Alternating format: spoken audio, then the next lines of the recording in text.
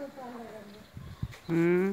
साल 2 साल लगेंगे, फिर काम चलता रहेगा तो जिस दिन कर्जा उतर जाएगा।